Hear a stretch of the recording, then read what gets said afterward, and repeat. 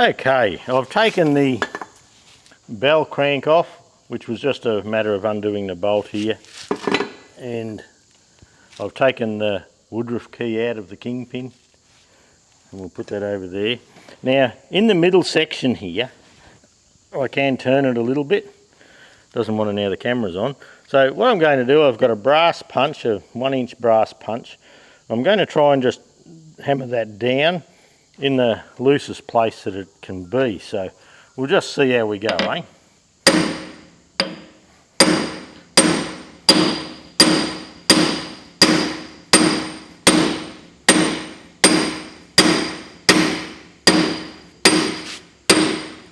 Oh, look at that.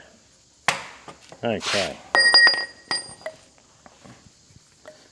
It's actually only that top bush. And as you can see there's plenty of grease here. See, I put a lot of that in probably. There's your thrust bearing. But I imagine from sitting out in the weather, it was, where are we? Just there. I imagine from sitting out in the weather it's just rusted into this top bush, and you can actually feel a little bit of rust there. See if we can see it. Yeah, look at the pitting there.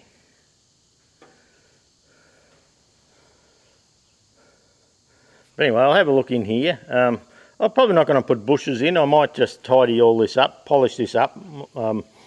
Emery tape it smooth again. Clean all this up the top here. Check the bush out. But yeah, you can see down the bottom there, it hadn't been a problem down there. It's just the top. And I suppose where the moisture came in, it just sat up here. So anyway, I think I'm going to run this. I don't want to put a new kingpin on it just at the moment.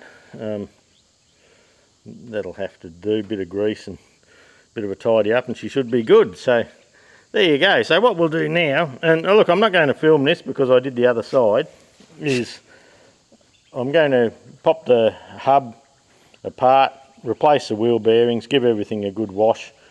I'll clean inside the kingpin housing here. I have a brand new thrust for it, and we'll put the new thrust on, and yeah, I think that'll be this job done. I'm glad that I'd worked all the oil and grease and that in. It turns out the grease probably didn't matter too much because the grease all come down here, but the oil, I had the oil can here, and I was pouring oil in around the top and in through the gaps and that there, so I think that may have been what helped free it all up. So, but anyway, I'll wash all this out and I'll make up my decision from there. But yeah, once we get the kingpin cleaned up, we'll see if there's any slop here. If there's slop, we'll put a new bush in, but I can't really see the sense in putting a brand new bush against a shaft that's got a couple little rust pits in it. But it will sit up on the top, like the low parts in the rust pits. If we polish the top of the shaft, the low bits will hold grease and the other ones will sit on the bush. So I don't have to work for a living anymore. So I think we'll take that shortcut, and just in the interest of getting the bloody thing going again. Well, there you go. That's the kingpin fitted. You can see I've put a new thrust in here. It was a bit rusty. So it wasn't all that bad, but I don't know, I just thought I'd put it in. I've greased all this up in here. The kingpin cleaned up pretty nicely. The top bush is okay. Look, you can still see the dimples for the lubrication. The part where the bush is on the kingpin, a few rust pits, but that cleaned up okay in here. But yeah, I've got the top on, got the key back in. You can see there now that that's lovely and free. So before we started all the steering on the tractor, just trying to turn this left or right was bringing the power steering pump up onto full relief valve pressure. So now we have none of that. The other wheel turns nicely, this one turns nicely. I've replaced the wheel bearings in the hub here, wheel bearings and seal. And yeah, so what I'll do now is I'll hook the steering cylinder up. I still have to remove the track rod here. Yep, you can just see that in the screen. I've got to have to remove this and put new rubbers on each end and tidy this up and put that back, and yeah, it shouldn't be too far away, and we can test that power steering out, bleed him all out and see how it all goes. Okay, I've just finished the front axle. I've assembled it all, I've bled the steering. I'll just go and start it for you and show it going left to right. So,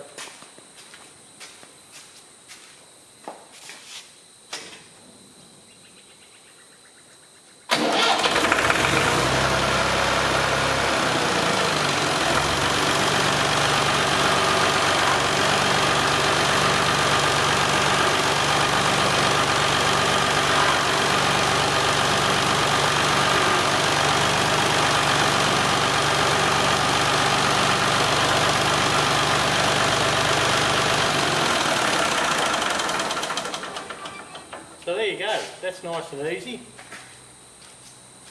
I'll take a picture of the gauge.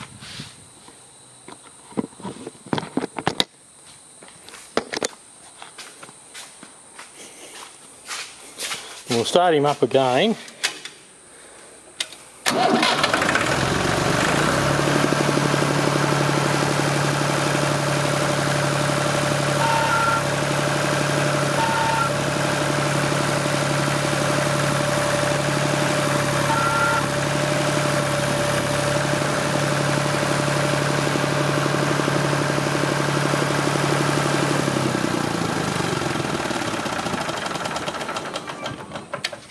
So there you go, that's the steering finished. I had to tighten this gland up, there was a slight little leak under there, and there may still be one yet, I'm not sure, but I've got to wash it all off yet. The other side's nice and dry, but it was tighter from the start. So there you go, that's the steering done. We can actually drive the little tractor now and maybe turn it around so we can have a look at the linkage, see why it's got no hydraulics.